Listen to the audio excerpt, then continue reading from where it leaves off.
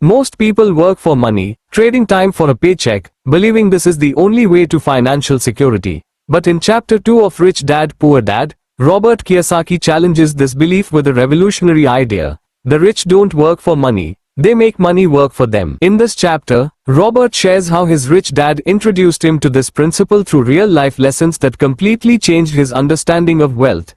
Let's dive in and explore why chasing a paycheck isn't the path to financial freedom and how learning to make money work for you can open the door to true prosperity. The journey begins with a powerful contrast. Poor Dad, Robert's biological father, believed in working hard, earning a steady paycheck, and saving money. It was the conventional path that most of us are taught. He would say things like, "I can't afford that," or, "We have to budget carefully this month." For him, security came from a stable job and avoiding financial risks. But Rich Dad's approach was entirely different. He didn't focus on earning a paycheck. Instead, he taught Robert to think of money as a tool, something that could work for him even while he slept. Rich Dad would often say, "The moment you start needing a paycheck, you become a slave to money. But if you make money work for you, you'll achieve freedom." One day, when Robert and his friend Mike expressed a desire to learn how to be rich, Rich Dad decided to give them a lesson they would never forget. He offered them jobs at one of his stores, paying them just 10 cents an hour.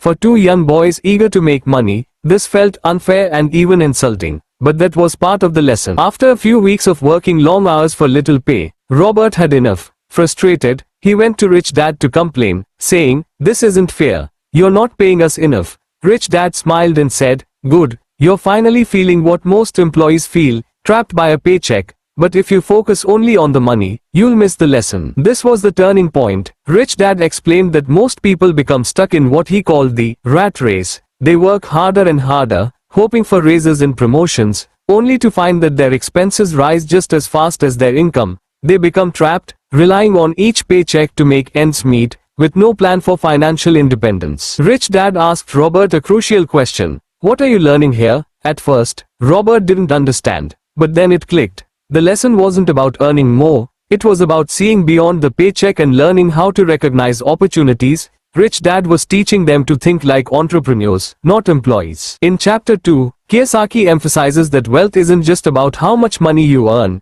it's about how you think. The wealthy see opportunities where others see problems. They don't rely on employers to secure their future. Instead, they build assets that generate income. For instance, Rich Dad used the ice cream shop not just as a business but as a way to teach lessons. He showed Robert and Mike how to observe customer behavior, manage inventory, and think about profit margins. These were lessons that couldn't be learned from a paycheck. They came from understanding how money flowed and how businesses work. Rich Dad also introduced Robert to the emotional side of money. He explained that most people are driven by two emotions, fear and greed. Fear keeps them working hard, afraid of losing their jobs or falling into debt.